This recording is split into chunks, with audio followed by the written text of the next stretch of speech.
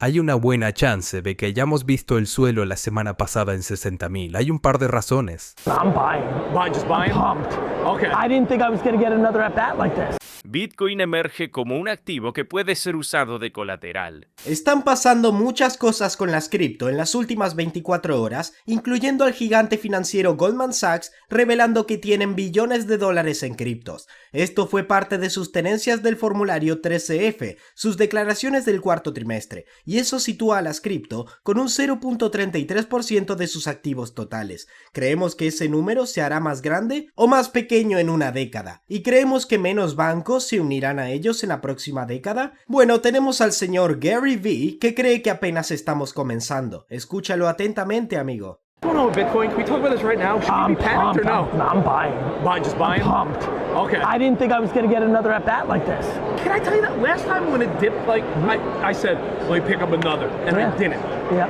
We thinking about like the little...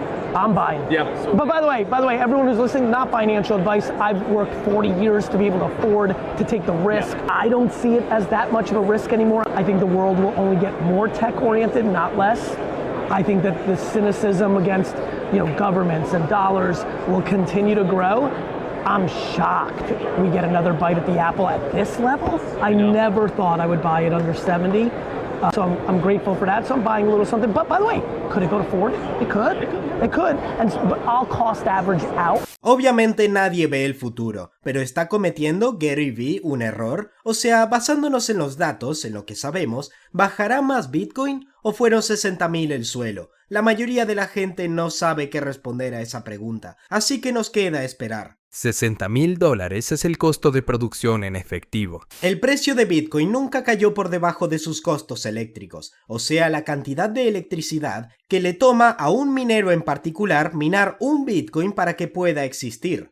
Hay algunas personas en la comunidad de Bitcoin, que creen que hay un suelo para el precio de Bitcoin en alrededor de $60,000, porque ese es el precio que, en promedio, es efectivamente el costo del Bitcoin para los mineros. Y aunque el costo eléctrico ahora es siempre un rango, porque diferentes mineros tienen diferentes costos según el lugar del mundo donde se encuentran, porque por supuesto su gasto de electricidad es distinto. Hoy el costo promedio para minar un Bitcoin ronda justo por debajo de 60,000, así que tenemos a Michael Saylor compartiendo su opinión y al inversor multimillonario Bill Miller IV compartiéndola también. Vamos a escucharlos y luego te diré qué opino. ¿Cuál es el número que tienes en mente?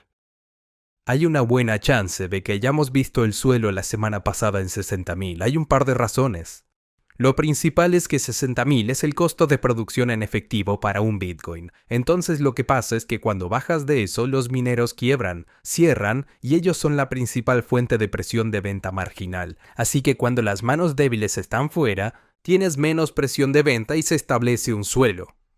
La segunda razón es que Bitcoin cotiza según la liquidez global, y si miras cuándo alcanzó su máximo en otoño, resultó ser exactamente al mismo tiempo que la Fed notó grandes tensiones en mercados de financiación a corto plazo, lo que efectivamente creó un giro de 180 grados en la política monetaria. Así que mirando lo que la Fed hacía en otoño, permitieron 50 billones de dólares salir del balance. Ahora lo que pasó en diciembre es que compraron 40 billones netos al mes. Así que vimos un cambio neto en la liquidez del proveedor de liquidez más grande del mundo por una suma de 90 billones al mes. Así que tienes este enorme suelo de liquidez que acaba de entrar y tienes los costos de producción allí. Y si miramos cuáles fueron los suelos históricos en Bitcoin, a menudo han ocurrido cuando el porcentaje de la oferta en pérdida supera el porcentaje de la oferta en ganancia. Y eso sucede justo en 60,000, así que hay muchos factores para pensar en 60,000. Y esta es la verdad, el costo del suelo eléctrico de Bitcoin no significa nada, es una métrica bonita, pero no te lo voy a endulzar. Bitcoin nunca cayó por debajo de su costo eléctrico. En gran parte es porque el costo eléctrico de Bitcoin se está siempre reajustando.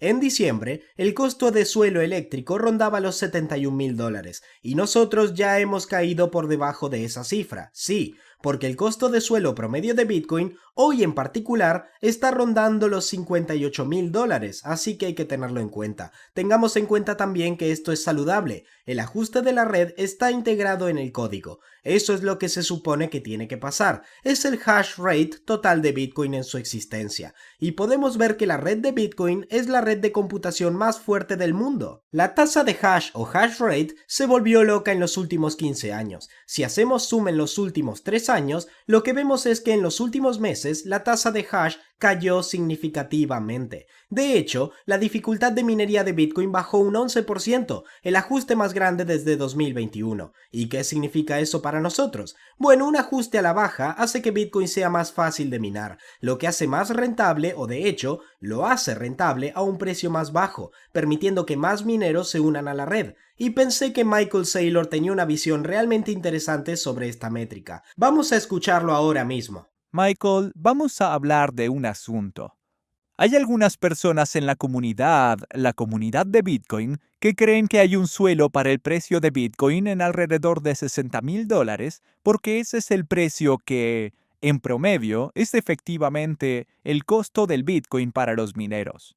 Y como resultado a eso, el precio no debería caer por debajo. ¿Tú crees que eso es verdad o hay una posibilidad de que caiga por debajo de eso? Y si pasa, ¿qué les sucede a los mineros? Obviamente, para que Bitcoin tenga éxito en este tipo de mundo descentralizado, necesitas que los mineros sigan minando.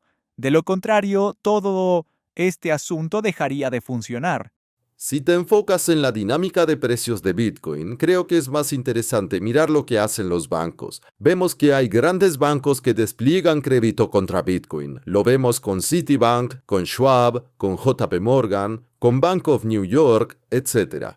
A medida que desplieguen crédito, vamos a anular la influencia de los mineros por un factor de 10. Además, el respaldo de las grandes firmas de Wall Street, junto al lanzamiento del próximo fondo de ingresos de Bitcoin de BlackRock, van a tener un gran impacto. Y por supuesto el crecimiento del crédito digital que emitimos. Vendimos $7 billones el año pasado y 400 millones en pocas semanas este año. Así que la emisión de ese crédito sobre esa red va a tener un impacto en el precio 10 veces mayor que cualquier cosa que hagan o dejen de hacer los mineros. Realmente son un efecto de tercer orden en este punto del futuro de la red. Y lo que dijo Michael tiene mucho sentido, porque la mayoría de bitcoins ya han sido minados. Solo existirán 21 millones de Bitcoin en la historia y casi 20 millones ya fueron minados. Entonces, ¿qué tanta importancia tienen los mineros en la red? Son importantes, por supuesto, pero tienen claramente muchísima menor importancia de la que solían tener en el pasado cuando faltaba mucho Bitcoin por ser minado. Y esto de aquí respalda a Saylor, porque Saylor dice que las instituciones que usan Bitcoin como colateral, usando Bitcoin en el sistema tradicional, son los nuevos pesos pesados de la ciudad. Y tenemos aquí, justo ahora, la principal calificadora de crédito del mundo, S&P, declara que Bitcoin se está convirtiendo en colateral global. Cuando S&P habla, el dinero tiende a escucharlo, así que tú también deberías escuchar esto, amigo mío. Con el dinero bancario tokenizado, y a medida que esa tecnología se incruste más para que se expanda a otros tipos de activos, creemos que hay un vínculo de vuelta a los activos cripto y a Bitcoin en particular. Bitcoin está empezando a emerger como activo para ser usado como colateral en operaciones financieras. Así que hace unas horas acabamos de publicar nuestra primera calificación sobre una titulación respaldada por préstamos de Bitcoin, donde los prestamistas están pidiendo prestado contra el colateral de Bitcoin, sobrecolateralizando con umbrales de liquidación en ratios máximos de préstamo a valor. Estamos hablando de un nuevo caso de uso para este activo dentro de una finanza conectada con el mundo real. Bitcoin puede bajar más. La gente que compre aquí en un par de meses puede tener la oportunidad de comprar más bajo. Por supuesto, Bitcoin puede haber tocado fondo en un momento. Y hay muchas razones para creer que Bitcoin, Ethereum y otros activos cripto de calidad van a estar mucho más arriba en tan solo una década. Si tuvieras que predecir dónde estará Bitcoin en 12 meses, ¿qué dirías? No suelo hacer predicciones a 12 meses. Creo que Bitcoin va a duplicar o triplicar el rendimiento del S&P en los próximos 8 años. Eso es lo más importante. Como siempre, nos vemos mañana.